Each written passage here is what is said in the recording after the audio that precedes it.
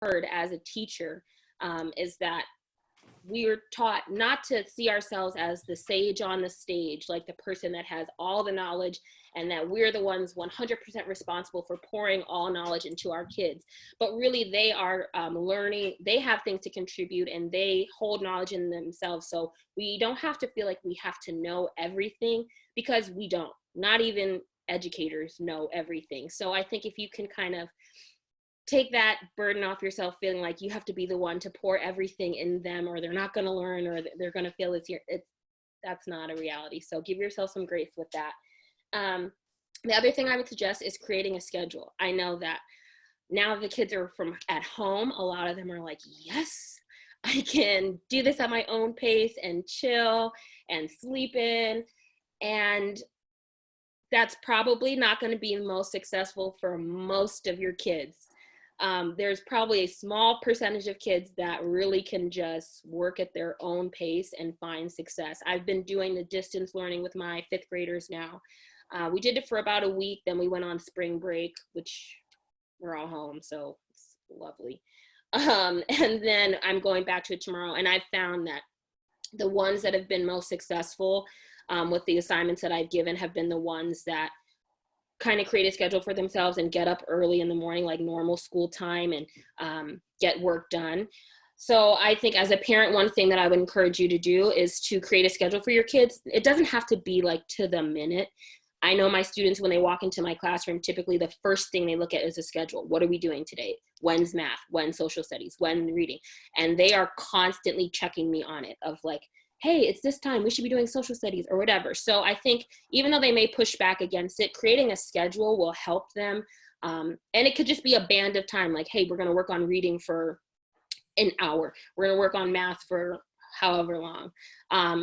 And I think also showing them some grace in that time. One thing that I tell my students when they're working on homework, for example, is this is not meant to cause you to suffer. So if you are working on a specific assignment, like math, for example, if you're working on a math assignment, which I really think should only take you 20 minutes, if you're working diligently on it for more than 30 minutes and you're really struggling, stop. Come back to it, or stop, communicate with the teacher, and then say, hey, I'm really having problems with XYZ. Don't suffer hours over something, because your kid's gonna suffer, which is gonna cause you to suffer, and it's just not fun for anyone. So set a realistic and a good like time frame of working on something, and that's, you know, time dependent. Older kids can obviously sustain sitting for longer periods of time, or should be. Younger kids chunk those things into like 20-minute segments. But yeah, and then don't forget to add in breaks. That's really important. Like even in the classroom, I try and add in movement breaks, so they're not just constantly sitting and at a desk. I would do the same thing now being at home, of add in movement breaks, whether it's something silly, like I call it a shakedown, where you stand and let's say I like the number 7. So I'd say, all right, from 7, you go right hand and shake 7, 6, 5, 4, 3, 2, 1. Left hand, 7, 6, 5, 4, 3, 2, 1. Right foot, 7, 6, 5, 4, 3, 2, 1, left foot. And then you count down 6, 5, 4, 3, 2, 1, 6, 5, 4, 3, 2, 1. Count down, whatever. Get them moving and then get them back on something else. Even quick little minute breaks like that can help them be more productive when working. So it's not like you're constantly sitting and staring at a screen or staring at whatever task. Obviously build in like breakfast, lunch, whatever, different things. Like elementary age, I don't know if most of your schools have recess built in, but having physical breaks really helps. And I'm going to give you some resources too to even include some physical movement into the day, so that way they can be active even within the house and not breaking your stuff. So that's going to be important too. Yeah. Okay. So I wanted to show, that's generally it for my tips. I'll open it up for questions later. But that's generally it. Create a schedule, create movement breaks in, and give your kid and yourself some grace, and know that we're going to make it through it. You don't have to know it all. Teachers don't even know it all. So yeah. And I would say be open and communicate with your kid's teacher. They might have some specific assignments. Sister Dixon might be able to speak a little bit more to what Montgomery County's rolling out. And I don't know what other, like if Frederick County and other counties are rolling out as of yet. I know that there's been some hurdles and they're working on trying to push out online learning, but making sure all constituents have the resources. But until then, or even when that happens, I'm going to share a few resources with y'all that you can use whether your county gives you something or not. So let me see. Okay.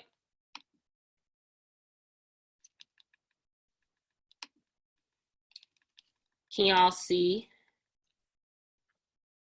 Somebody give me a yes. Yeah, okay. So the first resource that I'm showing is called Freckle, which I love. What you would have to do as a parent is go on and create a free account. You're now educating your kids, so you're going to be the teacher. So you sign up for a free teacher account. There's a paid for version, which you actually can't get. Your whole school would have to do it. It's kind of annoying, so don't worry about that. But there's enough free features that I think it's definitely worthwhile for you to create. I use it even right now with my students for like language arts things and math. And I'm going to show you what it looks like from the student side. So I created like a free test student. So when you'll go on, you can create, and if you want, you can actually go in and put specific assignments, or if you just want your kids to be able to get on and practice different language arts skills or math skills at their personal pace, this would be a great resource. This is for kindergarten up through 12th grade. So that's another thing that I like, and it's Common Core aligned as well. So if that is like if you appreciate that, great. Even if you're not, it's still a great resource. So I'm going to pretend to be a student. They pick like a little character, woohoo, and they earn coins. My kids love this. And then you can decide, do you want to get started with math or ELA? I'll show both eventually.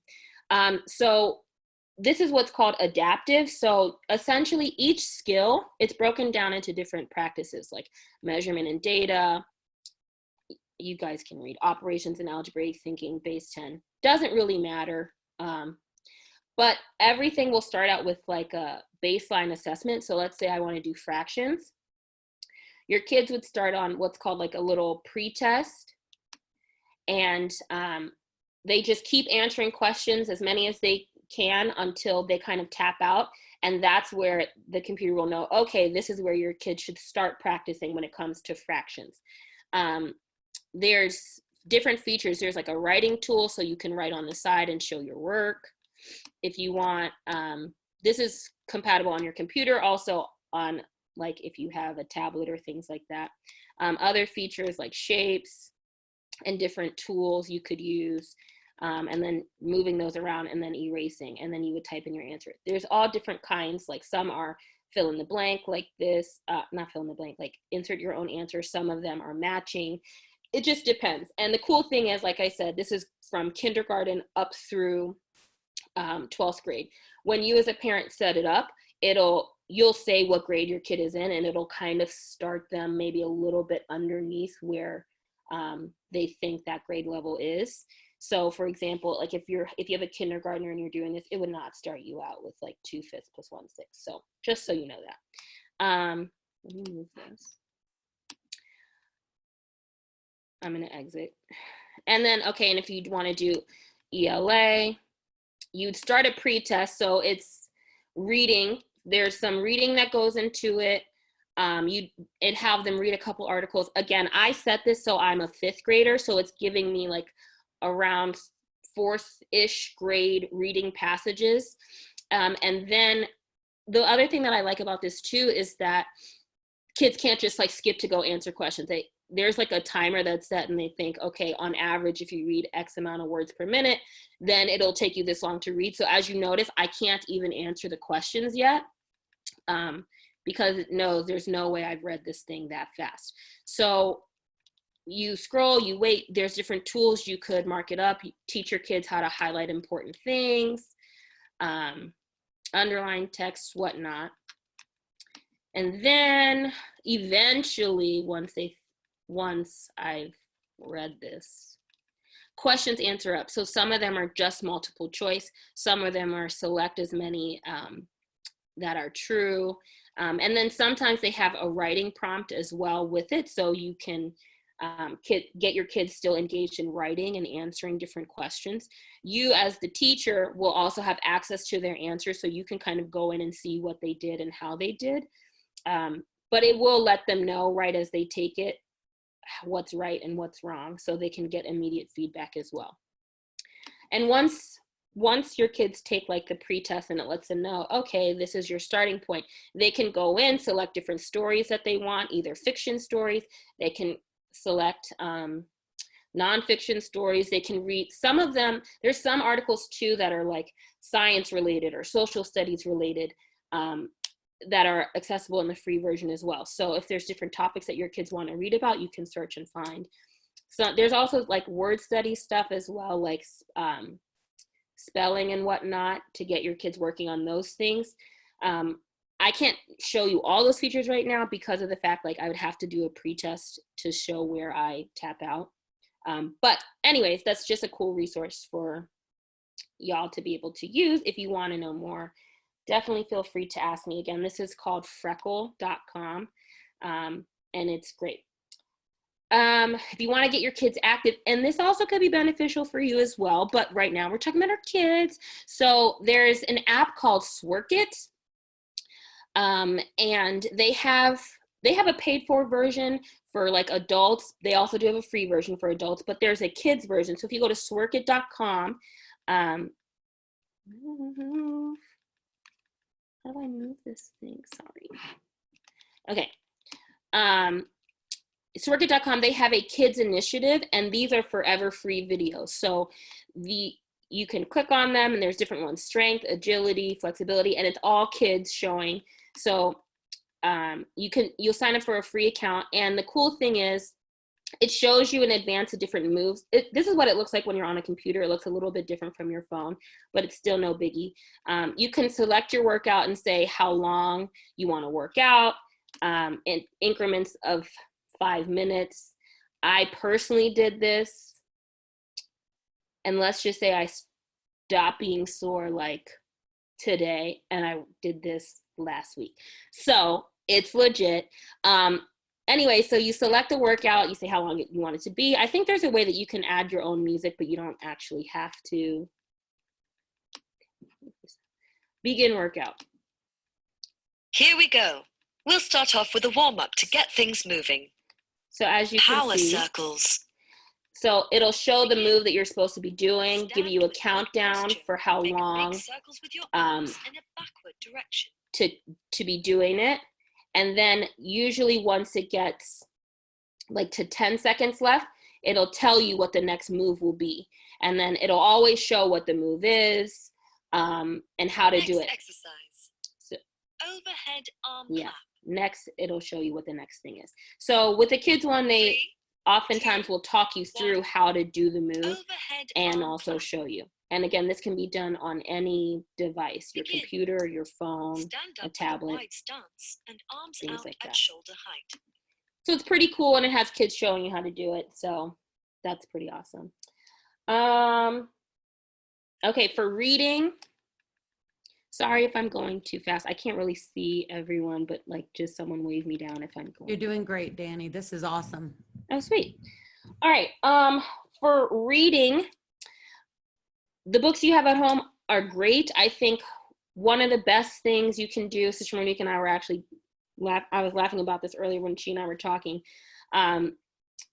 is to read. And that might sound like, read what? Like, what's appropriate? Just get them to read anything in general. Obviously something appropriate, but like just getting them to read, I think, is a great skill, and constantly learning, because you can do so much with it. You can discuss what they're reading and deepen their understanding through that. But if you don't know where to start, you don't have many books in your house, I wanted to show you some things. So Amazon is great. Right now they have on Audible some free audiobooks that Sister Kelly shared with me. I have mixed feelings about audiobooks. I think it's great because it gets kids listening. However, with just audio, they're not following with their eyes, and sometimes it's easier for them to zone out and just listen, which there's a place for that. I think sometimes maybe bedtime, as you're trying to wind down, you just want to listen, that might be great. But if you can get them different books that they can listen and read along, that would be ideal from my teacher perspective. So on on Amazon, they have something called Whisper Sync for voice. And this is what I recommend to a lot of my students that really enjoy audiobooks, but I want them to actually read along. So you can just click this drop down menu and look for Whisper Sync. And what that means is you have like a volunteer reader or a professional reader, and they're reading along with the proper intonation and things like that. But it actually has the book right in front of the kids, and it's like highlighted the sentence that's being read. So it's easier for them to follow along. I know in schools, oftentimes this is highly recommended for students with like dyslexia or other reading challenges, but really it's beneficial for all kids. So something I highly recommend. If you don't know where to start, I just kind of searched kids books and this came up. But if you don't know where to start with what to read, one thing that, and we'll have a page of resources, so don't freak out if you're not catching all of this right now. But one thing that I use, I just looked up like the DRA reading assessment level. Who cares? As a parent, you're probably like, that's too much information. But essentially, if you're thinking, what level should my kid be reading? Sometimes books have like letter correlation, or maybe there's a number. So this might be useful to you to see like, oh, what kind of book should my kid be reading? This is a baseline. As a teacher, I am not one at all that's like, you're a level O, you should only be reading level O books. That's not the purpose. It just means like, what this basically means, these letters and numbers essentially mean that there are certain skills that go along with that, and those are the skills that the kids would be working on at that level. But ultimately, having kids reading what they enjoy is going to be what's best, because then they'll actually read. And then a good rule would be like, if they're reading on a page, and I kind of say, if you come across more than 5 words that you are struggling on, perhaps this book is a little bit too challenging. You can power through it and maybe do an audio version.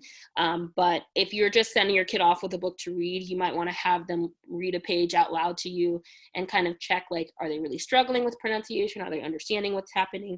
But this might be a good way for you to look to see where you should start. And then I just Googled what are some great books by reading level. And so I came to this page. Since I was just talking about reading levels here, like A, B, C, D, E, F, G, these guided reading levels, I found different books that they recommend. So let's say level L books, if your kid is, what's L, 2nd grade-ish. Again, don't be such a stickler about it. This is just a place that you might find where to start. This gives some popular books at that level that you might then go and search on Amazon or search on Kindle or something like that to find these different books if you're looking for a place where might you start. And then they also give some series as well. Like if you find, oh, my kid read Cam Jensen and really loved it, well, there's this whole series of them, so maybe you can consider like going on with them. So this is just a place of where you might start to find books. Don't worry about, is this the exact level? That will all kind of come, but I would just say, how do I stop share? Oh, but yeah, but I would just say, like, this is a potentially good starting place for you to just find books. You can always just Google search too, like popular books for 2nd grade, popular books for 5th grade, if you're looking to find some good titles as well. And there was one more thing I was going to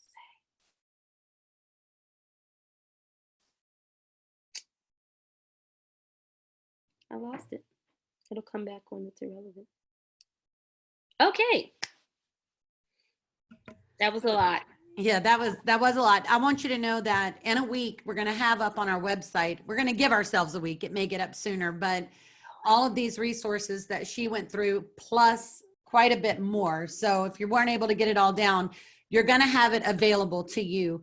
Some of you teach, or you have elementary students, some have middle, some have high school.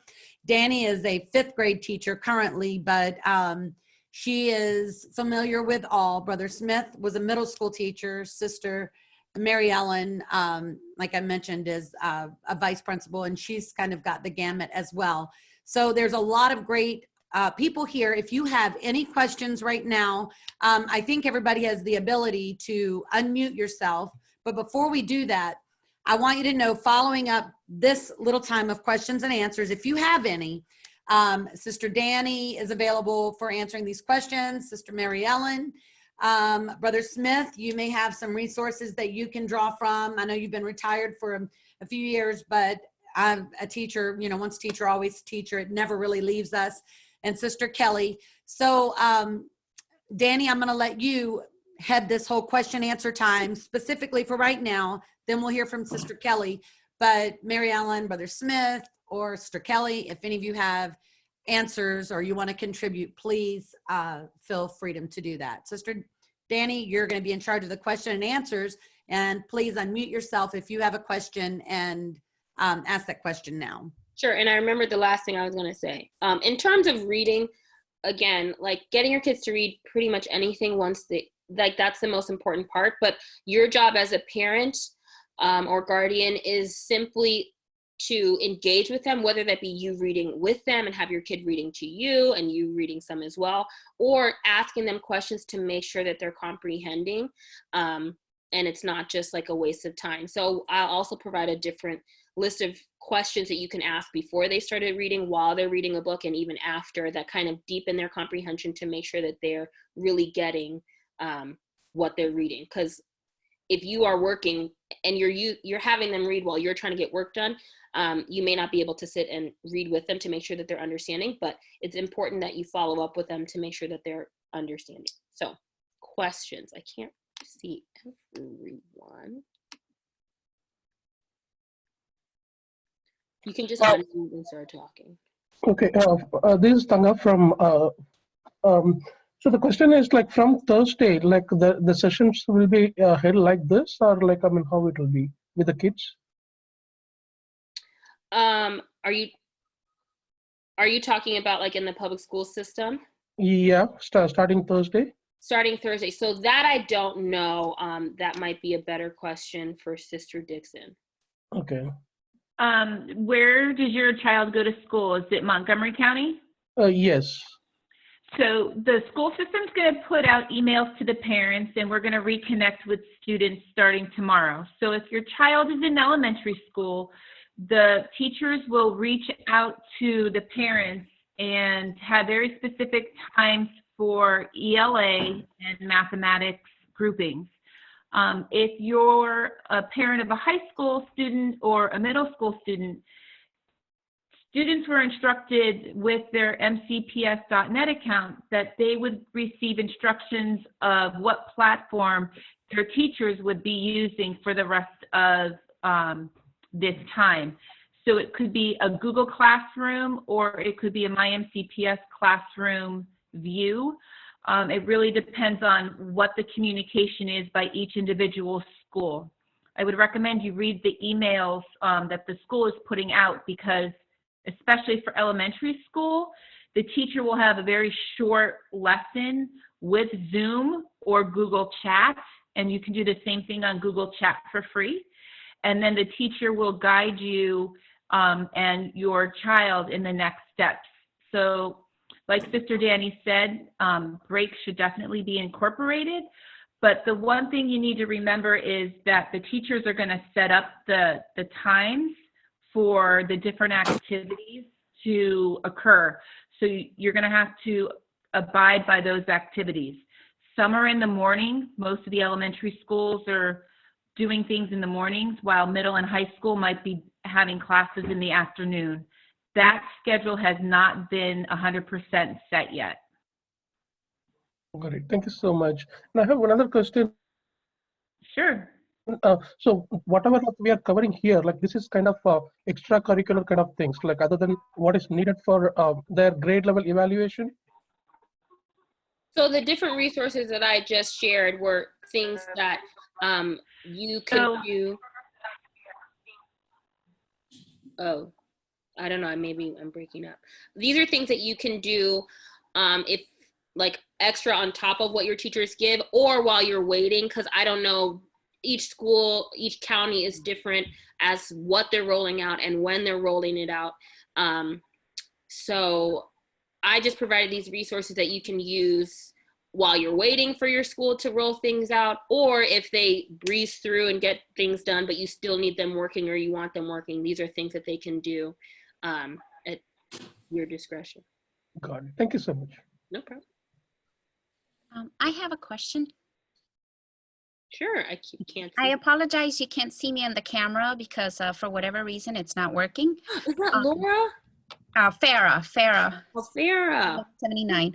I'm actually in Rhode Island, but my beautiful sister-in-law recommended me to watch this meeting because I am actually obviously teaching my 8-year-old, 5-year-old, and 2-year-old every now and then. Lord bless you. And I do have a schedule going on for them. Obviously, we don't follow it per se. I mean, we have a list, but it's not always at the time that we're supposed to start. But one thing I added, and I noticed obviously because of different religions, not everyone, you know, is able to share. I do want to do Bible studies with them. And I do obviously some morning prayers. Is there any books or any apps that you can recommend where I can guide them in the direction to learn? Like the only thing I knew from the top of my head from the first, week is let's practice the 10 commandments. You know, it's like, let's do that. But I want to be able to teach them more. Obviously we read some Bible stories or kid versions, but I want to see if there's anyone can share any sources that I can, teach them.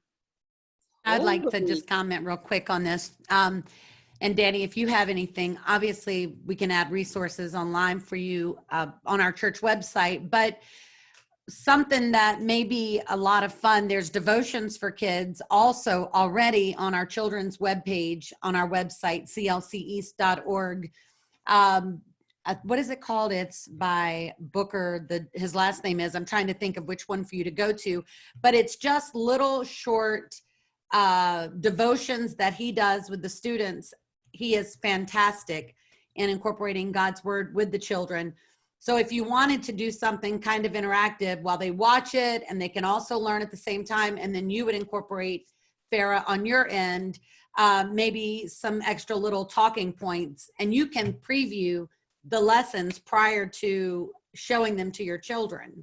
Okay. So you're welcome to use those resources. If you go to any of you, clceast.org, and you scroll down to the bottom, there is a link for kids ministries. And in that link, there's several other options to choose from to pull up devotions and various things that would be beneficial on the spiritual level for your children.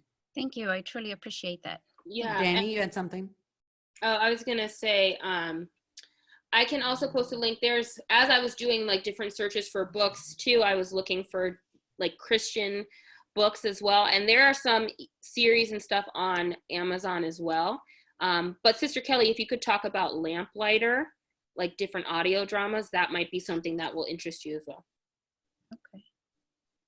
Actually, I have Lamplighter on my list, but Lamplighter is a site that does, they do have books. They are classic out of print books. So it's not ones that you are probably familiar with, but their claim to fame are really their audio dramas. And they do a fantastic, very professional productions of the books. Again, they are ones that you wouldn't, it's not like Anne of Green Gables, but they are really, really good. And I don't know if, let me see if I can figure out how to share. Oh.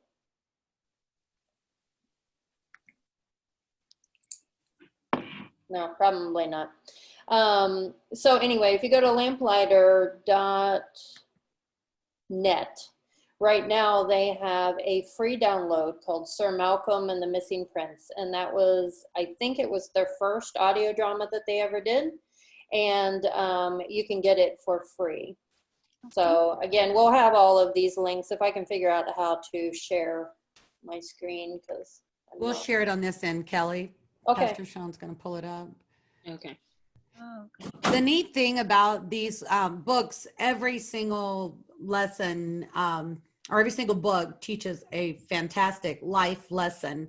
And the drama, the sound effects, the music, it's just first class in every way. But it is audio only. You've got it, babe, where you want to share the screen? We can see it. Thank you. I appreciate that.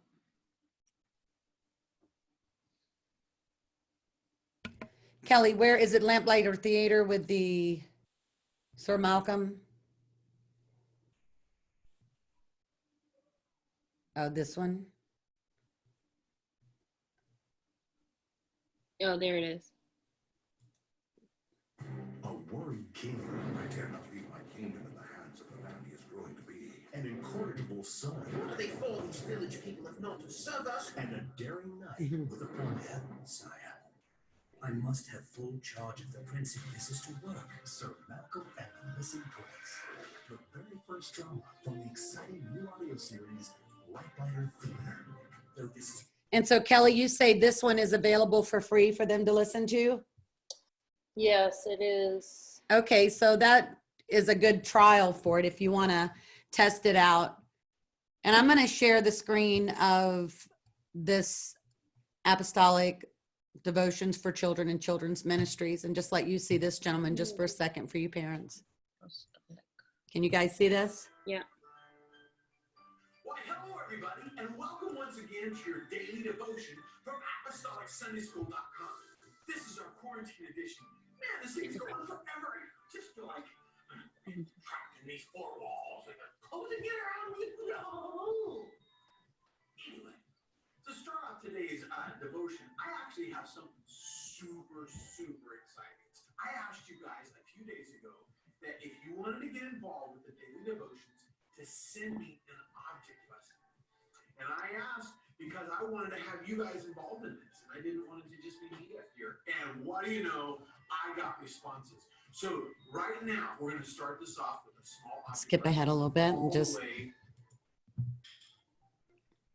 So anyway, he has, you can go ahead and look, and this is on our website, clceast.org, under the Christian Life Center Kids link, their own page. This is one of the, I guess it's called Apostolic Children's Ministries Daily Devotionals. And for all of you parents, there's quite a few options there for your children, not to mention the free 4-week trial of Adventures in Odyssey. That's not a devotion, but it is audio drama that's enriching and fun for kids.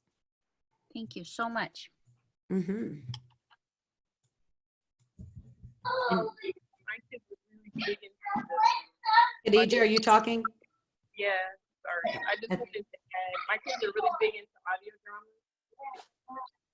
And we found this one, they used to do a lot of Adventures in Odyssey, and John's Park and stuff. But we found this one called Paws and Tails that they listen to. They love it. They can listen to that. We can hear you. Paws and Tails, like PAWS and TAILS. Do they spell that like that, or TALES? I think it's TALES, but it's PAWS, TALES. Those are great. They are fantastic. And it's geared towards a younger audience, but with a lot of adult humor in it, like humor that parents would get a kick out of. Is that it? Yeah, that's it. But were you sharing the screen? Let's see. Sorry, guys. All right. Then you could go ahead and press. Why can't we just have a good laugh, huh? Who's just letting me laugh? That's it. You're frustrated, aren't you? No, you're frustrated. Bonkers. Totally bonkers. Not as funny as Goose.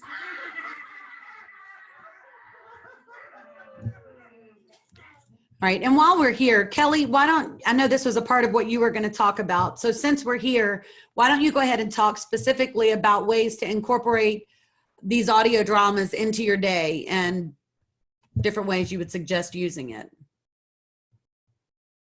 One of the best ways, I think, to add the audio drama, I know when I was I can't remember, probably second or third grade, always after lunch, the teacher would do a read aloud. And these audio dramas are great to use during breakfast. If you just want to incorporate a little sit down quiet time, they are very engaging, very engaging. And another resource that we will add is, I think Sister Danny talked about, Audible is now offering a set library of their books for free. And they have them all separated into, from very early learners all the way up through high school. So you could also use it during that. Use them during, you know, afternoon if you just want a little quiet time. They're just great to just incorporate anytime throughout the day where they're not on a screen. They could be sitting playing and listening to the audio drama. It's not like they're sitting having to watch a video with it going on. So it is a non-screen activity, even though you may be playing it through your computer, but it's not something that they will be on a screen to do.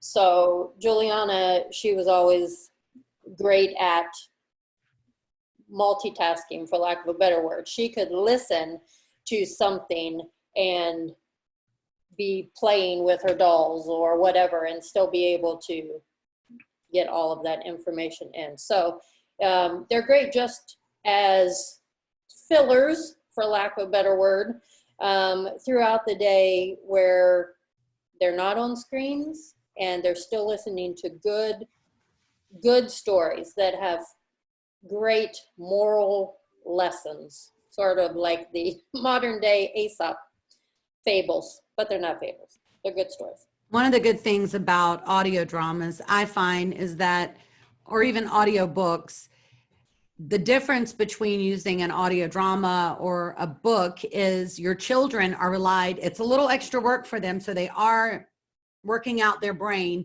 but you are forcing them to exercise their brain to come up with the images and the pictures. And believe it or not, it is definitely more enriching for them on many levels than sitting in front of a drama on television or a movie that you would put in front of them. The exercise of working their brain and imagining the pictures and the characters of the story, it's a great workout for the kids. This is, have you shared the screen of this one? This is audible.com that Kelly was talking about. So audiobooks, they also have them in different languages. We may have some folks that English is not your first language and they incorporate audiobooks in many different languages. Yeah, it's like French, Spanish, Dutch, Italian it looks like. And I don't know if that's Mandarin or not. Hopefully Malagasy. For sure, for sure. I think this kind of goes without saying. Definitely preview the book before selecting. These are not like Lamplighter and I'm sure Paws and Tales is like more Christian based. So absolutely. Lamplighter, Paws and Tales, Adventures in Odyssey, yeah, but things like audible.com or Kindle, places like that.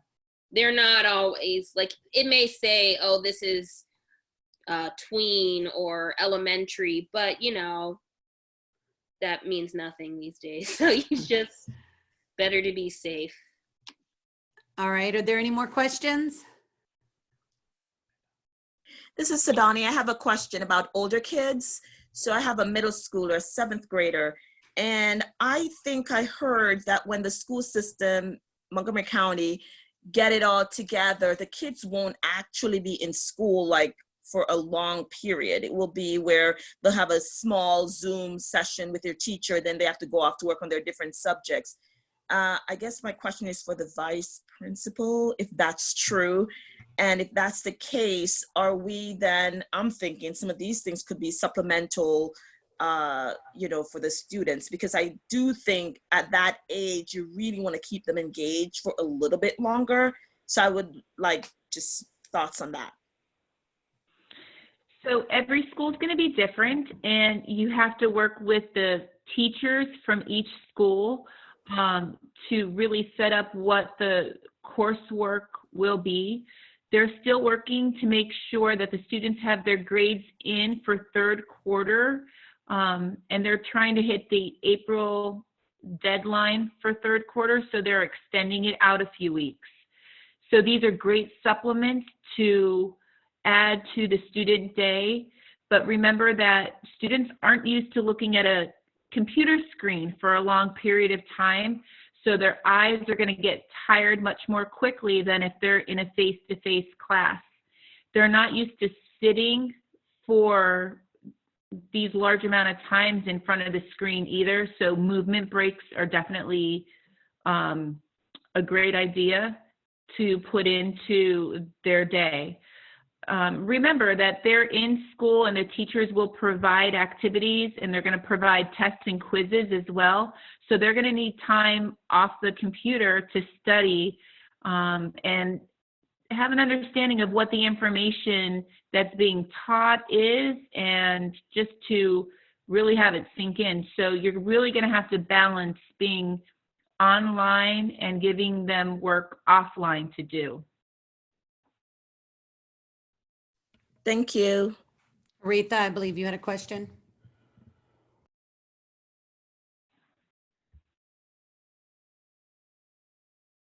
I was about to show you guys a schedule that I set up for Kayla.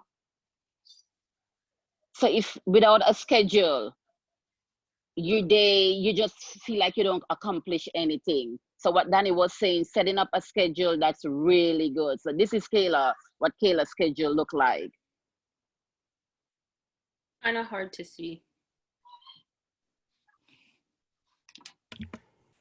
I think we would have to make it full screen, her actual, let's see. Oh. Hang on, we could do this. Oh, if you pin the video. Devotion, breakfast, school time, school time, school time, lunch, free reading, school, free reading, clean off desk, piano. All right. Thank you, Aretha. You're welcome. All right. So let's hear from Sister Kelly, and then we'll open up for questions one more time. Sister Kelly. All right, so I'm Kelly Griffin, for those that do not know me. And I have sort of a unique background because I was both a public school teacher and I am now a homeschool teacher. So for 6 years, I have worked as a speech therapist in the public schools. I did early intervention, which is birth to age 3 in homes, and then I was a special education teacher for 5 years. So whenever I had Juliana, my plan was to go back to be a teacher. I loved it. I loved being in the classroom. I loved the people that I worked with. And 10 years later, we are not 10 years later, 14 years later, we are sitting here. I've been homeschooling for 10 years. But my plan was, I didn't not send her to public school because I thought it was a bad place. I just never felt like that was where the direction that we were supposed to go as a family. So I just have a couple things. Sister Danny took my notes. So the first couple that I had was, and this must be the theme that the Lord wants us to get across to you, that you do need to give yourself and your kids some grace during this transition time. This is, you are adjusting to being with them as their teacher, and they are adjusting to being with you as their teacher. And everything that is going on around us, this is a crazy time that seems to change hour to hour. And it is a huge adjustment for everybody. So don't be all stressed out. Like Sister Monique said, you will do absolutely nothing to harm your child's education. Nothing that you can do.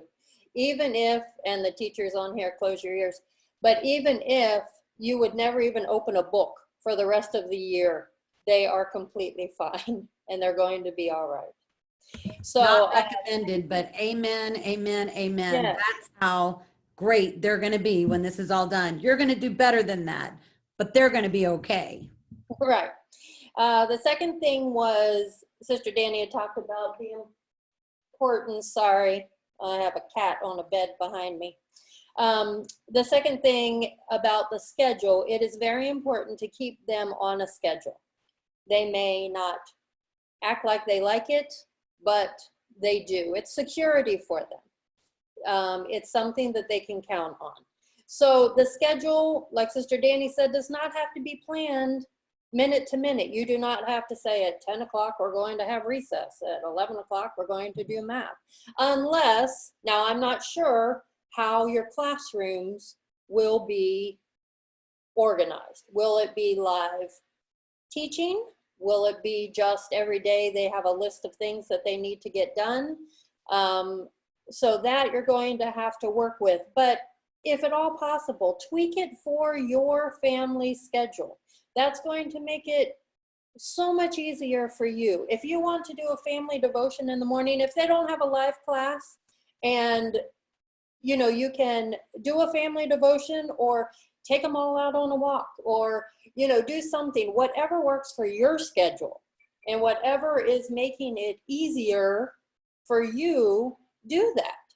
If they are, you know, some kids will get up, they're, you know, early birds, they like to get right on it and get everything taken care of, and that's great. But other kids may need to wake up a little bit before they can get to moving. So figure out what works best with your family. And that's where the lamplighter would come in. Sister Monique talked about Adventures in Odyssey, or the other Paul's, and I can't remember the name of that one. But that's where you can use these supplemental things to help with that. All right. One thing, I went to a public school. I taught in a public school. Whenever we started homeschooling, bless the Lord, I was going to have myself a schoolroom, and we did everything down to saying the Pledge of Allegiance every day, which there's nothing wrong with that. They probably should still be doing it. However, do not feel like you have to set up a full schoolroom in your house, okay? Kitchen table works. They can sit on the couch. The weather is supposed to be in the 70s come on Monday, I think. Put them out on the deck and let them do their work out there. It's all okay. It doesn't matter where you are schooling. It's okay. You don't have to have the desk. You don't have to have a dedicated room. Or now, if you find that they work better and they're focused, if they have a dedicated space, then by all means do that. For several years, we did have a schoolroom. For the past 2 or 3 years, we have not.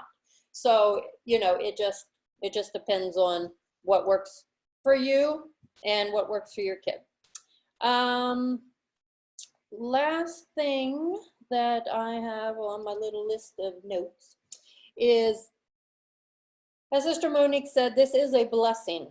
Sometimes blessings are in disguises, but ask the Lord to help you build your relationship with your kid during this time.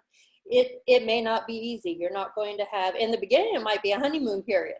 You know, when you're starting out, they're excited and they're following that schedule and getting all their stuff done. The longer you get into it, that may wear off a little bit. So you just have to keep them on track, but just keep asking the Lord to help you develop this relationship with them. Because one of the greatest benefits during this time is the time that you get to spend together. Now, one of the biggest obstacles is also the time you get to spend together. So it is all a balancing act. I want to see, I did have a couple, let me see if I can figure out how to share a screen here. Oh, nope.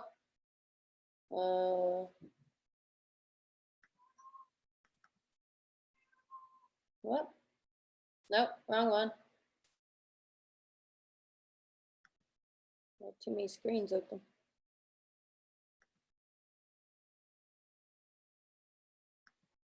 Oh, anyway, I can't figure that out. Okay, so I'm just going to give you a couple sites. Sister Danny talked about getting the kids moving. This is another way that you can get them moving, and I guarantee you that they are familiar with this. It is a site called gonoodle.com. It has a lot of fun songs, activities. It gets them up, it gets them moving, and I guarantee you that every one of them have been exposed to that in their Sunday school class. Or not Sunday school class, goodness, I hope not in the Sunday school class. Oh, yeah, see, Go Noodle. Yeah, I like the moose. So that is a fun site that they can use for just getting them moving. And that's something that would be familiar to them. Another thing with the Audible or even Amazon, Sister Danny had given you the list of children's books, and she very wise advice to preview the books beforehand, because a lot of what is considered appropriate out in other settings may not be what works for your family values. So there is a site called, and it is a secular site, it is not a Christian site, but it is called Common Sense Media. And it is a fantastic site. You can check books, you can check video games, you can check apps, you can check, whatever else. You can just put it in. They have different categories that they will, we're going to pull that up. Yep. So you can, if you just, I don't even know any of the popular books now, but if you would just click on like the new children's book, Pastor Sean, if you could just pick one so we can see. Do the City Spies. It's the second one down. Yep. Okay, so if you scroll down just a little bit, you'll see that they have all of these categories that they go through. And they'll tell you the education value, they'll give you the positive messages, if there's any violence, if there's any inappropriate thing, language. So you just click on, and then it will give you an outline or a summary of what is actually in the book and stuff. This is a really, really, really good resource to use. They do have parent reviews, and they have kid reviews. I really go by their. This is not necessarily a church resource. It is No. just the bare facts. It's not like somebody's got on here and used their own personal worldview to make a decision about it. They just are very plainly laying it all out. That's what I love about this, is because, you still may choose a book that I wouldn't choose for my kids, but they lay it all out and you get to make that decision, or whatever the media is. It might be a game, a video, or whatever. It's the whole nine. But I like it. It's just cut and dry on this Common Sense Media. And you need to really run everything through this. It's really wonderful. I agree. It's sort of, if you want to do the Christian based, you can go through Plugged In, which is through Focus on the Family. However, they are not as encompassing as this Common Sense Media is. It's a fantastic resource. So I think that is it for me. Did anybody have any questions? Questions for Danny, for Mary Ellen, Brother Smith, Kelly, anybody? I had a comment. Sister Kelly, you reminded me when you were saying, like, don't stress about creating a perfect schoolroom and work zone. One thing I would caution, though, two things. One would be not having them work in their bed itself, even if they're doing work in their bedroom. Psychology studies show that, like, when you do work in your bed, and this is even for us as adults, that when it comes time for you to actually rest, your mind is in work mode, and it makes it harder for you to kind of shut down and power off. So I highly discourage my kids from doing work in their actual bed. So that way your body kind of knows this is work mode, this is relaxation mode. And there are studies that show productivity level really kind of alters when you work in your actual bed. So just kind of keep an eye on your kids, especially teenagers, with that, because they want to say, I would not recommend them working in their bedroom. Yeah, no, not ideal. I mean, especially teenagers, yeah, because they're going to be in chatting or doing whatever, so they can get easily distracted. So, and I think that kind of leads to my last point, which was find a good balance of checking their work. Now, again, depending upon their grade level, you might need to check in more or less. But I think there's this misconception that because they're older, they've got it, they're on their own, and they're just working. Like, this is going to be new for all of them. So from the youngest up through the oldest, still checking in, like looking at their work, looking and checking to make sure that the kids know their assignments. My fifth graders, a lot of their parents, many of them assume that the kids know what they're doing. And because of that, many of the kids have assignments that just aren't in. And it's not because they're not capable of doing it, it's because it's kind of new. There's so much change, and there's a lot of ability to kind of slip between the cracks. And so don't be like overbearing and stressing them out of like, gosh, mom, I'm on it, I'm doing my math, but not so loose that, that they kind of miss things. So be mindful, even with your high schoolers, that random checks are good. That's great, Sister Danny. Before we wrap this up, are there any more questions from anybody? Sister Nikisha. Hi, everybody. I did have a couple questions and kind of a comment, and I'll do my comment first, just from the mental health kind of wellness side. I always have to put a plug in, but just like everybody was saying, having grace for your kids. At my day job, we serve high-risk youth in trying to prevent mental health issues as well as substance abuse issues and things like that. And during this time, we are all of us going through a myriad of emotions, and not only having to keep up with, schoolwork from a different platform, but just processing the world right now, processing everything. So I just say that to just kind of say it out loud, and just as parents, sometimes we always think we have to, check all the boxes and make sure our kids are doing the right thing or whatever, but really kind of keep your heart open to how they feel, and try to have conversations with them, how they communicate, however it is, whether you're coloring with the little ones or whether you're just playing a game with the older ones. Just keep your ears open, or just if they're behaving a little differently, try to hear their heart and what they're thinking right now, because it can make a difference. It could be they're not keeping up with their work, and we've experienced this with the kids that we serve at my job.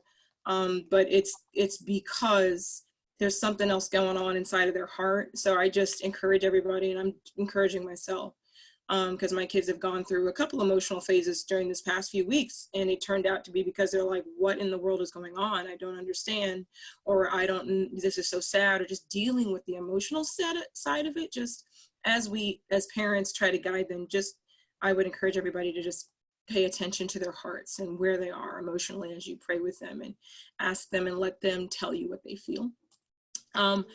And to my actual question, I guess this would be administratively for Sister Dixon. I haven't read much about it, but I'm just wondering how jurisdictions are dealing with standardized testing. Is it completely out the window, or has any thought being given to it, like park test for Frederick or for elementary level, stuff like that? I just didn't know if you guys had even thought that far. Just curious about it. So all the districts are submitting approval plans to the state of Maryland. It's my understanding that the high stakes testing will be in consideration as we speak. The AP exams for high school students will go forward as planned. They modified the schedule. They're going to be shortened exams, and they will be given at home. As far as PARC, which is no longer called PARC, it's called MCAP. The acronyms change, it seems like, every few months. We're really trying to get everything waived for the year, but stay tuned because the superintendent of Maryland, Superintendent Solomon, she will put something out affirmative of all of that soon. Some of it is already out on the state website, but they keep changing as this coronavirus changes. And so I would just say stay tuned and see what your school system has to say about it. But it has to be across the state. Okay, thank you very much. Anyone else? Can I just add something about, to piggyback off what Sister Dixon said? I have high school and middle school and elementary school. But the schools, the colleges, for those of you who have older kids, have been extremely supportive about the AP exams and not to worry. Actually, David has gotten several notifications from colleges saying, don't worry about it. Don't worry about the AP. We've got this. You know, we're going to look at the whole picture. Also saying things like, don't worry about SATs, because, you know, many of us have our kids take SATs 2 or 3 times. Some schools are even encouraging, just do one time, don't worry about it, because we understand the situation that's happening all over, and we're gonna take a lot of pieces into consideration. I mean, David's a junior, so he's not at the applying to college yet, but for, you know, for those of you who have kids in the junior 12th grade, the colleges are really aware and are really working with the students, are working with the schools to figure this out, to not penalize the kids, because, you know, this is something that none of us expected, but just wanted to share. But I was really surprised to see the schools reaching out to, you know, well, David's in 11th grade, the 11th graders, I'm sure 12th graders, telling them, hey, we got this, don't worry, you won't be penalized. Thank you, Migdalia. There was someone else I thought that had something they wanted Yes, to say. hi, it's Annie. Princess. Okay, Annie and then Princess. Go ahead, Oh, Annie. sorry, Princess. All right, thanks. So I just caught on, so this may have already been said, but to Nikisha's point, just about the emotional intelligence, I know, like, I work currently at a private school, a Quaker school, and we're actually in our 3rd week of online learning, and we have certain students that have specific plans, learning differences, etc. And this whole thing throws everything out of whack, right? So just kind of trying to encourage everybody, think outside the box, take a moment to not do school and observe your child and see what their interest is, whether it's art or music or being active or building, and just using this opportunity to just say, you know what, our break looks like this, you're really into whatever the case may be, and really giving them just a unstructured moment to really dive into whatever their passion is, without you instructing or anything, just so that they still have a sense of autonomy, right? And doing something that is emotionally healthy, but great, separate from their worksheets, their books, their assignments, their tests, because that will, like, feed into the well-being piece. Some cool things that I've seen our school do, because I'm in all their little classrooms, just specific to my role, is like things like doing an obstacle course, whether it's indoors or outdoors, and finding things to create. It's not an assignment attached to math or anything, but it's definitely creatively thinking outside the box. What can we do that could be fun, give you a break that's not on your syllabus, to just show that we're paying attention to your emotions. Another great thing, depending on the age group, journaling is really awesome. Creative writing is, like, huge. And really, I'm seeing So our school serves K to 12. I'm seeing lower school students do it in the form of pictures or magazine, collaging, whatever the case may be. And they control that. So they can like cut the pictures that make them happy or look good and paste them on. And that's their own little like journaling, right? All the way to seniors creatively writing stories, maybe using these audio dramas if they're really into audio dramas, for them to have a moment just to have the audio drama playing and they have their little journal with them, for them to just kind of process through, and that's just their moment, right? So it's just important to try to, like, our schedules on campus allows for a lot of breaks for them and allows for movement or creativity or sensory. That's a huge one. If you have lower school students, you know, sandbox, Play-Doh, any of those things, to really just take a break from the worksheets, the lines, the screen, and that resolution that's constantly like beating at their eyes, and just doing something totally different. And I mean, and something that they can do on their own so that it doesn't feel like I'm always being instructed by this one teacher, right? I mean, it's you, the parent, but you can't multiply yourself to give them variety. So you have to kind of get creative and use music, use audio drama, use different forms of teaching to give them the variety that they may get at their school setting. So that's just all, you know, that's what I'm seeing working in our setting here. Very well said. Thank you, Sister Annie. Princess?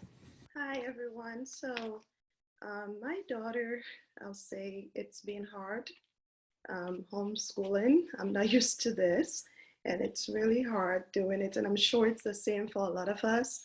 And for me and a few of you guys, it's much more harder because I'm still working. As you can see, she's not here with me. Thank God for my aunts. So the days I'm off, I have to bring her over. But she's been asking to do arts and crafts, and I'm so not an arts and craft person, and she loves it. Are there any resources that you guys can share for arts and crafts for my Judith? And also, she's in the 3rd week into online learning, so because she goes to a private school, so it's really hard for me to keep up. So on the days that I'm off, I bring her over, and I have like tons of work to check with her. My aunt is great. She's doing it with me. But then I just want to share some resources, and her teachers are really on top of this. So one of the resources they send is from Khan Academy. So I don't know if you guys have heard of Khan Academy. So it has tons of resources, and they actually made a schedule just for this time that we're going through. And it's from K to 12th grade. It has a lot of resources and links that you can click on as well. I didn't get to use I printed it, but then her teacher loaded up so much. So I'm like, I can't do this. But then it's going well. And yes, that's it. So it's really, she have a whole lot of things that she had to do in it, and it's going well for her with math. They're doing math on Khan Academy, and it's grading them and everything. That's the schedule, and I like where it says get up and change from your PJs. Yeah. I like that because I'm trying to get that into Judith, trying to keep it as if it's school time, but at the same time for me it's not easy, but then that's good. So that's all I have to say. That's awesome. Yeah, thank you so much. I remember in my homeschooling, there was a day where my kids were just off the charts with goofing off and being crazy, and they both looked a mess too. I got to tell you that. So I just stopped and I said, both of you go get dressed. I want you to dress like we're going to church on Sunday morning. And Martin came down in a suit and tie, and Rain was all dressed up. They were, you know, really young. And I kid you not, the course of our day completely changed because of how they were dressed. I don't think there's a problem with doing school in jammies sometimes, but really how we dress has a lot to do with what our attitude is toward whatever we're doing. We can become too casual about our school. So that's a great point. Thank you, Princess. And it's overwhelming for everybody, even people that choose to homeschool. I got to tell you, it's one of the scariest things I've ever done. I love it and I'm glad that I did, but I got to tell you, it's scary for all of us. And it's not an easy task. There's no way in this world. Anybody else? There were days that I was standing just looking at the little yellow bus that drove by, and I was going to put her on it. I didn't care what school it was taking her to, but yeah, it's not easy. And it's, in a way, it's more difficult for you all because you don't know when this is ending. You know, it could go until the end of April. It could go until the end of the school year. It's, you know, it's just the unknowns that is, it's crazy. It's crazy. All right. Anybody else? This is a good time to ask those questions. Sneha, you've got a question. I see it on your face. Okay, let's unmute you. Hold on one moment. All right. You may need to unmute yourself. Got it. There you go. Okay. So one of the things my husband actually had our daughters do was create something that looked like this. I don't know if you can see it. Let me share the screen. Hold on one second, or not share it, but can we do that here? Pin it. Do you know how to pin the video? Each person has to do it. Each person has to do it. Share content. Yeah, got it. Yeah. It's a pin video, I think. What is it? I think we have to do it. Oh, gotcha. Each person has to go to yours. So Wait, I don't think that's what I wanted to do. no. So Okay, hold no. on one second. Each of you, if you want to see the schedule, you go up in your upper right-hand box and you click on, our viewers click on the three dots in the upper right hand and then pin video, and then you're able to see it. Yeah, and then Sneha, you can hold it up and we can. Okay, and if you'll hold it up against Wait, now. say that one more time. Hit the three dots and then do You don't what? have to do anything. Everybody else does. Just hold up your image again, if you will. Okay. Okay, to do, in progress, completed. Okay, and then they're supposed to So, fill in the gaps? No, he actually said this is called a Kanban board. And what they would basically do is take Post-its and put it every morning, everything goes in the to-do list. And as they complete their tasks, they just move the Post-its over. So as, you know, something that's in progress, you move it to in progress. And then when it's completed, just move it over to completed. So by the end of the day, you should pretty much have everything moved over to completed. So my high schooler, I apologize. My high schooler, yep, exactly that. So my high schooler, I don't know if she's really doing it, but my middle schooler, she loves it. She's in 6th grade. And that's been like her go-to thing yesterday and today since online schooling started. Nice. What I love about that, especially, I mean, you're pointing out one of your kids works with this whole visual piece, the other doesn't. But for a lot of kids, and you'll find if you teach multiple children, you're going to run into the same thing. What works for one absolutely doesn't work for the other. And then you're in the challenge of trying to figure out how to juggle multiple styles of helping your kids learn at home. But that visual accomplishment, that action of moving it over, that's great. That's really, really good. Well, yep. Every teacher's struggle learning how to make it work for every kid. Well, I also had a question because, you know, the schools are helping out by giving the older kids things to do. What I'm really struggling with is I'm juggling work and I've got a 2-year-old at home. And the go-to when I ask anyone in the house to watch him so that I can get something done, their go-to activity is put on the TV. And I absolutely hate that. But I'm really struggling with activities that I can get him to do to kind of occupy his time. So any suggestions on that? What about some of you moms, because there's several of you up here that have little ones. Carlene, you've got a young baby. Crawler probably for you, but maybe some of you moms that are on here would have some good pointers for Sneha. I don't have all the answers. I do have a young, I mean, my son he's turning 3 this month. And one thing that I have done is, like I would take maybe one of his toys or a new toy, maybe one that I saved back that he hadn't opened yet, and I would open up that toy and then I would try to engage him, like a new puzzle or some blocks or something. And so I guess it would kind of catch his attention for a short amount of time, engaging him in that activity, and then kind of sit him down to do that activity while I try to do maybe a formal lesson or something with one of my kids, or try to help them with the worksheet that they're trying to complete. So I mean, that's little, and that I can't say that that's gonna keep his attention all the time. Like, it really depends on what your son is into, like what his interests are. So I would he's really interested in balls, things with wheels and things like that. So I would try to find some, new toy or new puzzle or something like that, something that would catch his attention, I guess, for a short amount of time so that I could go into the next. Thank you for that. I mean, my son loves puzzles. He goes through about 10 of them in 10 minutes. And then I'm looking at him and he goes, I want more. And I don't know what else to give him beyond that. So we've, we tried to do, I tried to do crayons and just gave him some craft paper and things like that. So just trying different things, but all the suggestions are welcome. Another thing, my sister uses, I don't even know if she's on here, but it's called magnet tiles, and apparently Amazon is still delivering and stuff. And so I don't know if you can see, but if you just Google magnet tiles, and as an adult, it was like addictive to play with.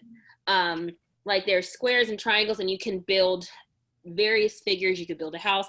Jeremiah's 3 and Johanna is 1, and they love them. Like, build it high as you can go, tear it down, and it's magnetic. So even that, just like 2 pieces together, is so much fun. Yeah, those.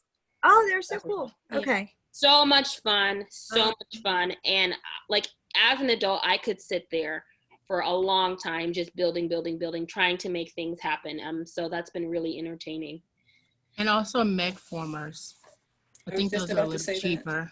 Yeah, mag formers really work for my son. Expensive. Yeah. Oh, How do you spell that? MAG? Yeah. FORMERS. No way. Yeah, they're also a little cheaper too. The mag. I didn't even realize the price of that. I could have sworn I saw a cheaper one. Yeah, we got a set like that for Khalees, and we paid like $32. It's not $32. Sometimes Amazon prices you've got to watch because they have goofy sellers that catch people that don't pay attention. And there's a different number of pieces. We'll get ready for right. $99? Is this Amazon you're on? Not this one. Okay. This is the website. This is Megaformers, and there's different sizes. But anyway, yeah, that's cool. Yeah. If I might add, I also have a 3 years old, and I have a 10 months old and 7 years old. And they all have their different needs and their different interests. My 7 years old, she's a booky girl. She loves reading and writing, and she loves math, and she's also very creative. She loves drawing and all of that. So for her, I got a set of supplies for her. I got a lot of paint, and I got pencils and drawing books and all of that. So when she's done with the screen time, which I seem to be doing too much screen time with her, from she starts school in the morning, probably like 9 o'clock, sometimes 1 o'clock, I'm like, she's still on it. So I kind of, so for her, she does drawing, or she does her own little creative stuff. My 3 years old, she loves pretty much anything that requires drilling, putting parts together. She pretty much take a screwdriver and just take the door knobs off. She'll do like remove any screws throughout the house. So I realized that she likes that. So I bought her a set on Amazon that has a drill, the drill actually works.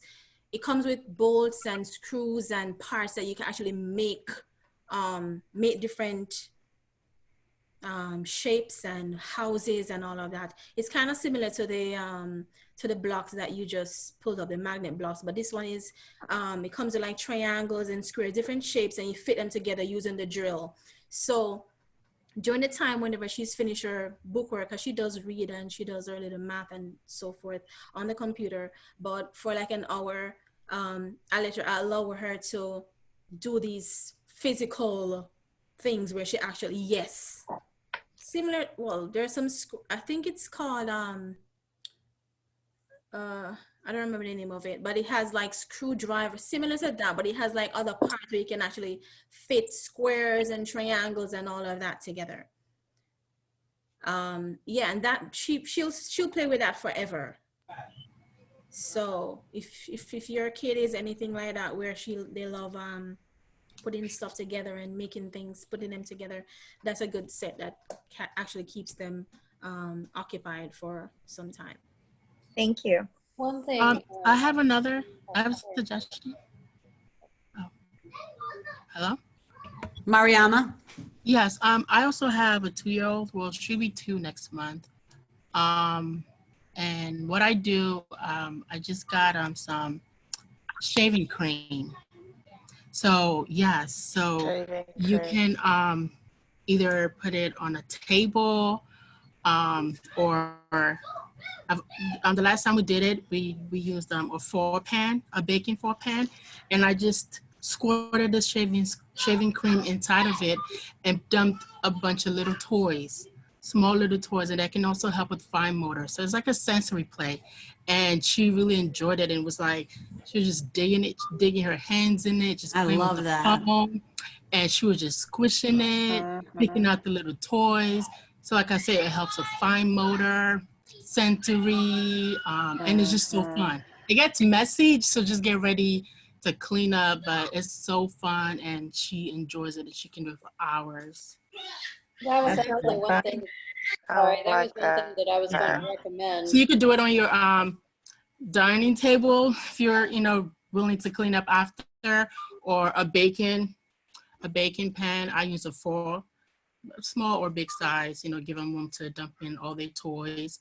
And just, you can dump in maybe 5 or 10 toys in there and have him pick them out. So it's just fun. It gets really messy and she enjoys it. So your son might like it. Thank you. That's a fun idea.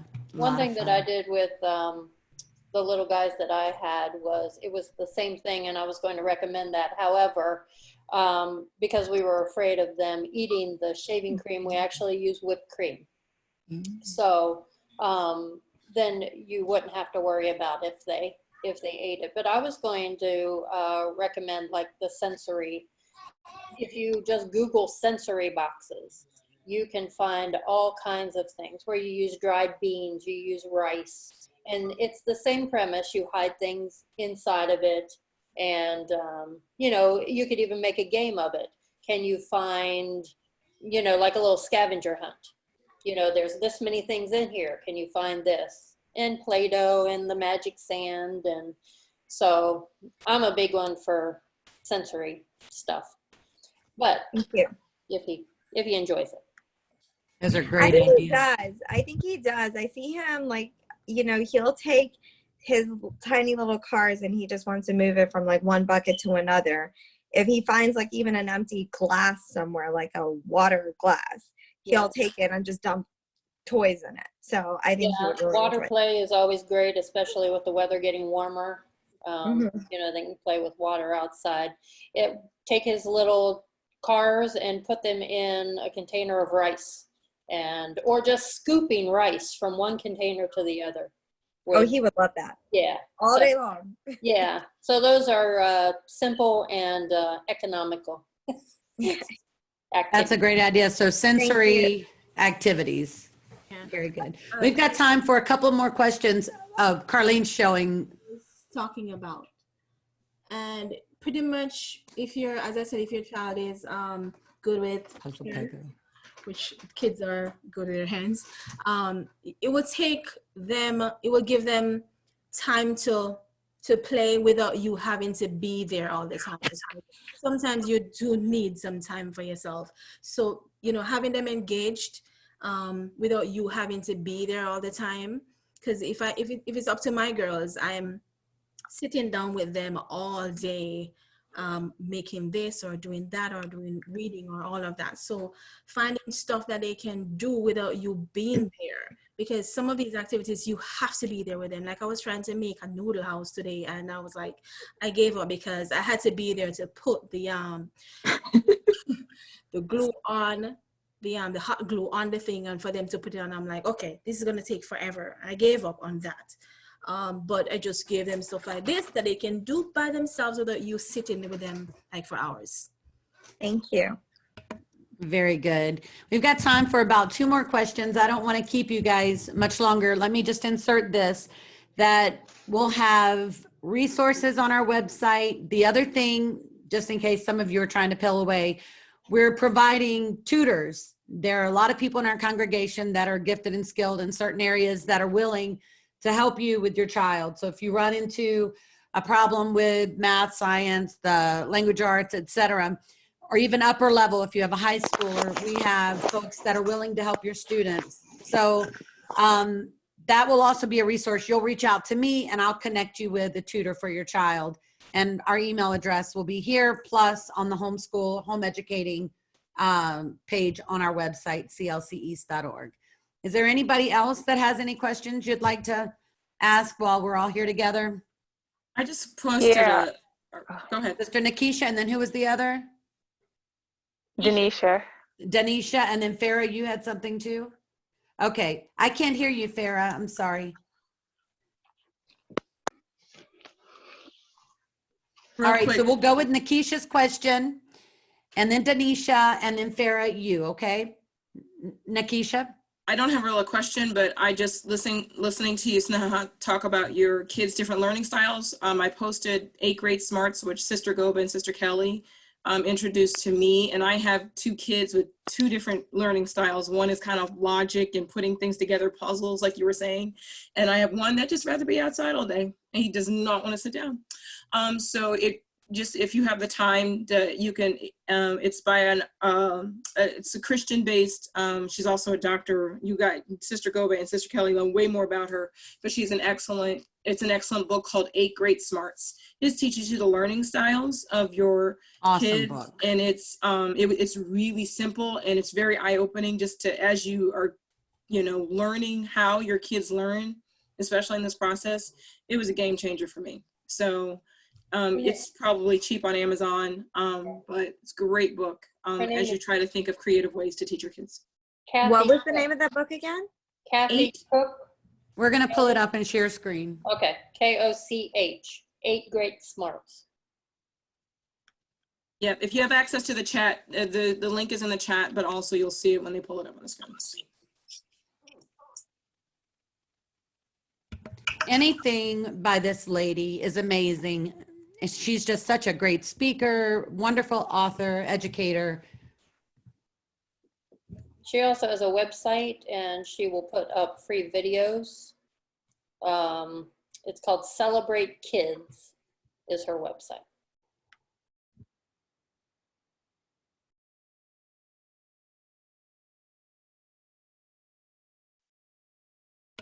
We'll pull the website up just a moment.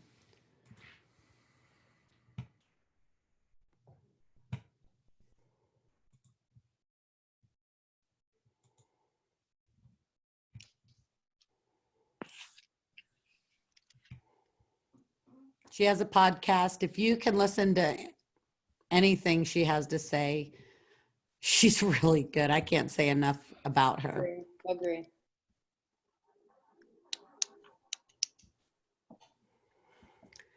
All right, Denisha.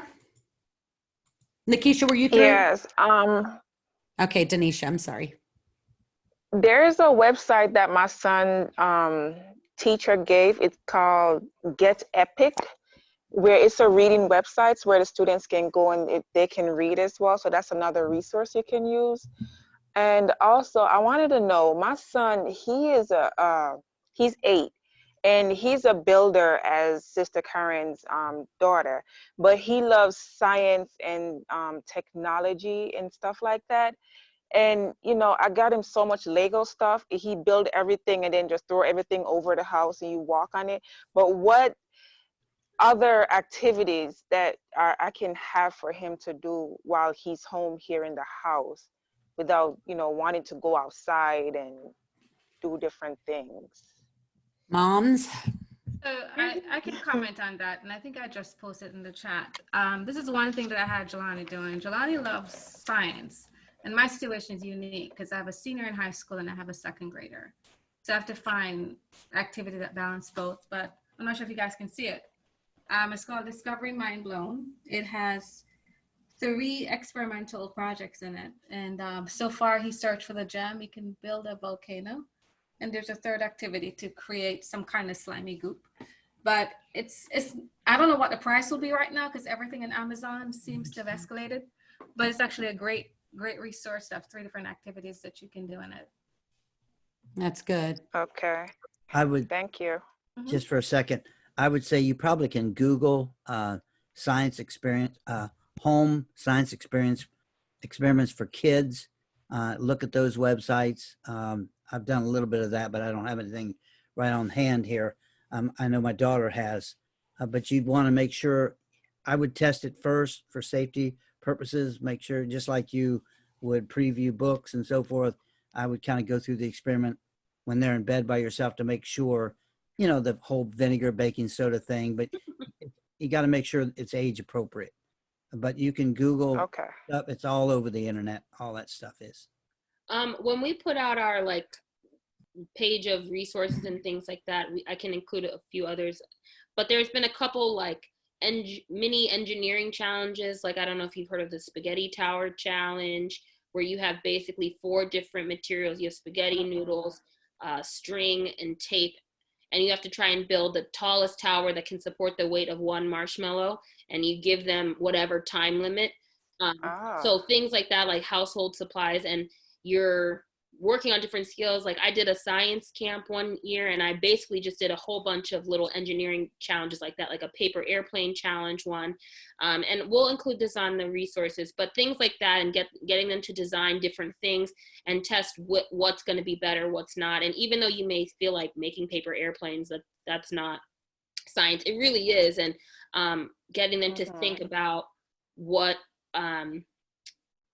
going to yield a better product, and then why, and then once they build it and then they test it and then look back, why do you think that happened? So simple little things like that, getting them to look at it from a scientific lens can also help. So if you just quickly Google spaghetti challenge or things like that, you can find stuff. I even built a solar oven with my students over the summer, and you just needed like a cardboard box, duct tape, and saran wrap, and foil. And it was so cool. We made nachos, we made s'mores, and I'm not a science teacher. It was fun. Okay, thank you. That's good. This right here is Sister Nikisha putting her boys to work. This is what I'm talking about: homeschooling, cooking, and cleaning. Nice. Very nice. Amen. The next task is to learn how to wash dishes the right way. I should have this whole house self-sufficient in a matter of weeks. Yeah, nobody's going to send their kids back to school. All the parents are going to go to school and leave the kids at home. Or a vacation or something. Yeah, that's great. Farah, you had something you would like to say. 1 second. Let's unmute your mic, please. Oh, sorry. There we go. You're good. Hi. So I'm signing up from my phone now because I couldn't on my computer. So you'll probably see me 2 places, kind of. Going back to the science one, actually one of the things that my daughter's teacher had sent out is a mysteriouscience.com. And apparently they have all these free, you know, kid appropriate, obviously, science experiments that the kids can do, because my daughter loves science too. And I also want to thank all the parents who has shared all those things for the 2-year-olds. Because I personally, like I said, have one too. And one thing I try to do, I don't know if I can show you, I try to put a chair for her right here. I don't know if I can see it. And she will be there probably a good 10 minutes because her brother and sister are sitting down. But then she runs off and she does her thing. But I keep her local so I can see her where she's climbing and all that stuff. But it buys you 10 minutes, you know, of all of them together, you know, for the bonding moment, I guess, until they go crazy. But I do like the idea that a bunch of moms are using the fine motor skills, because that's something I can put her in her little desk with her, you know, older siblings, but I'll be, you know, teaching them while she's focused on her own little thing. So if you can try to incorporate them into, because they want to feel like they are obviously part of the group too. They don't want to feel left out. So, you know, just put a spot for them. Yeah, that's great. There. That's it. That's excellent. That's excellent. Well, you guys are full of wonderful ideas. If you could please take my email address. If you don't have it, it's J as in Jennifer, M as in Monique, JM Libby. It's also going to be up at the end at clceast.org, and send me any resources that you find are helpful to you and your family so that we can add it to this overall page that we're going to set up. And I think as a community, if we all contribute and provide things that we find or helpful sites, etc., we can share it with everyone and really help us through this time. I think that's probably enough for right now. It's 9:20. I could just keep going and going and going. This is so much fun. I love education, and I love talking to you guys about what you're doing. If I could leave you with just one scripture, it's 3 John chapter 1 and verse 4. It says, I have no greater joy than to hear that my children walk in truth. And tonight, I was telling you earlier, as I was preparing, the Lord just really began to impress in my spirit that this is his silver lining in the storm clouds that are surrounding us. And I believe when this is all said and done, some of us are going to be able to look back and say, wow, this time that I had with my kids made such a difference in their life. It's what saved them. It's what saved our relationship. And I believe that we're going to look back at this time giving thanks and glory to God for an opportunity that we would never have had we not gone through this trial and this dark time. And it's just good to remember that the Lord sees us in the darkest times. He sees us in the hardest times. And even in the midst of our trials or our struggles, he manages to provide these beautiful opportunities. This is not a time meant to stress you out. This is a gift. It is a gift for each and every one of us to have this time with our kids. And when we all go to work or when we all leave our homes and go to school, those places are designated specifically for that purpose. But right now, we're marrying the two, our work, our school, our family life. That's a lot if you don't do it every day and you haven't figured out the balance. And it can bring about a lot of stress and a lot of strain for you.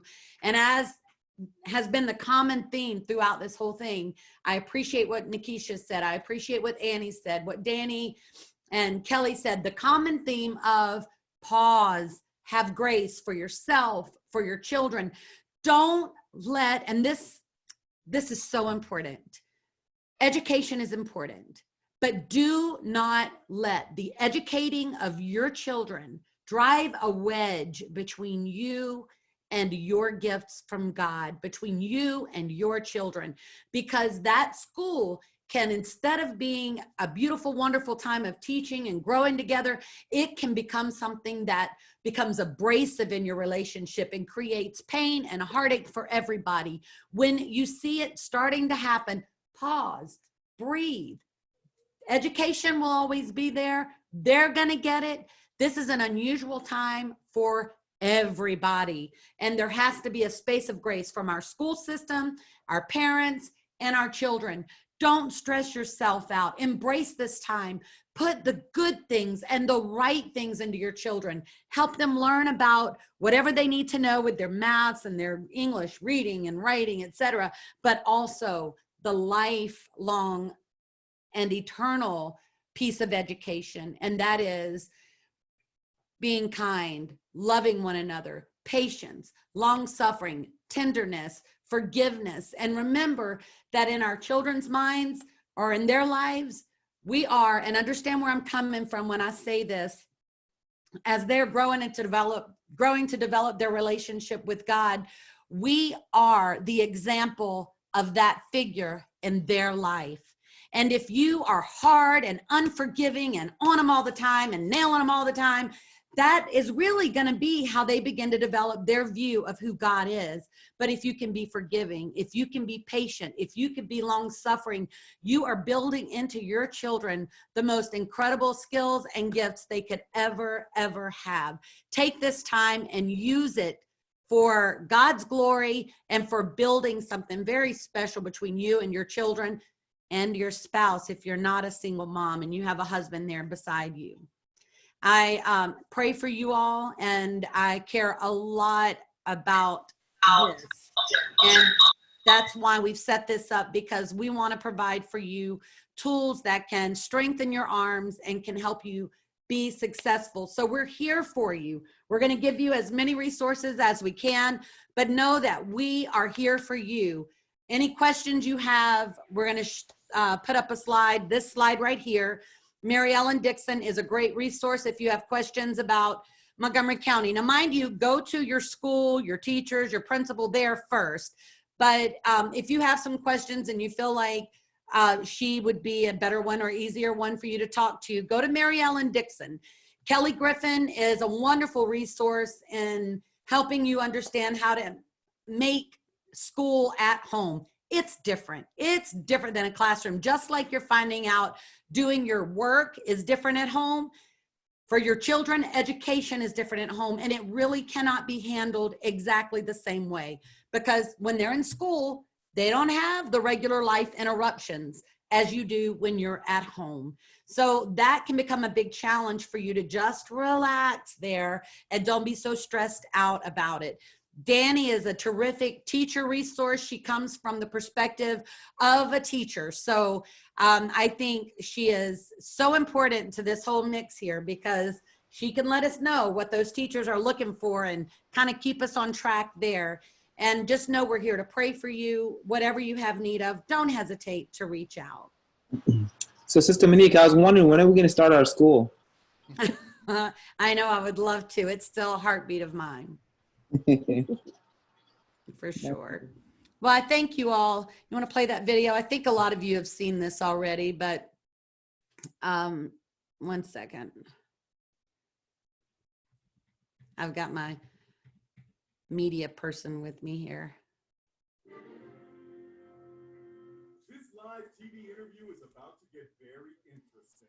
Good to have you with us. Professor Robert Kelly was having a serious discussion about South Korea when things took an unexpected and adorable turn. His 4-year-old daughter Marion marches into his home office and crashes Daddy's interview. I think one of your children is just quoted. The political science professor does his best to shoo his daughter away. He keeps on talking. That's until his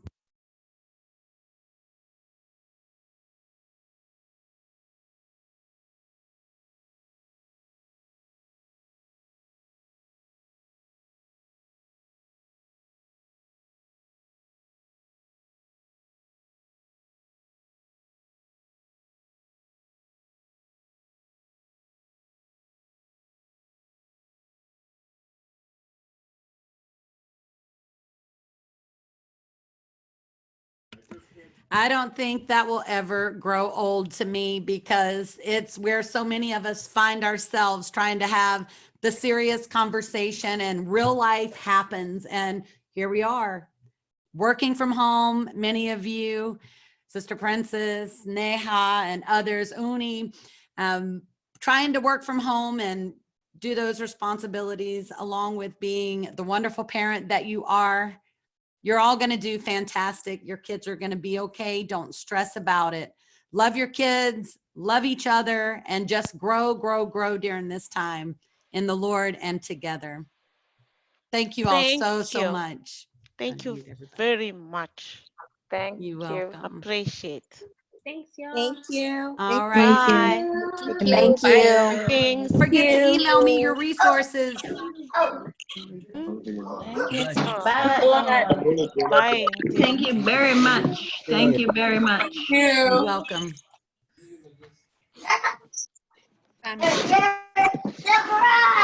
I'll leave the screen up for just a little bit longer for you if you need to get the email addresses. Bye-bye. Bye, Savvy. That's Gracie. Hi, Sally. It's Sally. Where is Sally? Thank you, Danny and Kelly and Mary Ellen, Brother Smith.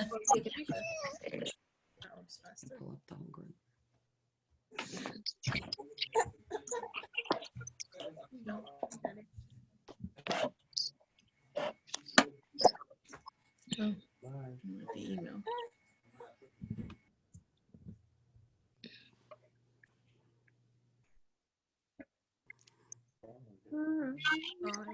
Let me see Charlie. Yeah, I want to see Charlie. Gosh, look at those cheeks. Oh, look at it. So beautiful. Why are we not seeing Charlie?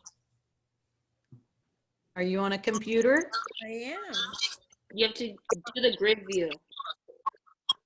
You see the grid view at the top? Oh, yeah. Hi, Charlie.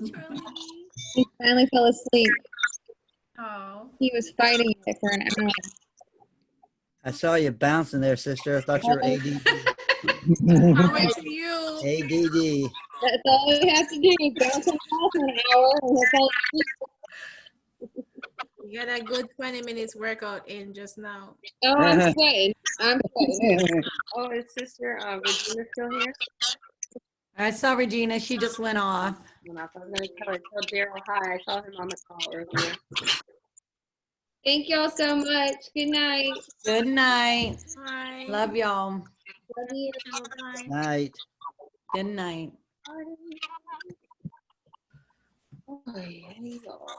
Shutting down. Take care, guys. Khadijah, you were here. Ending meeting for all. Love y'all. Good night. Bye.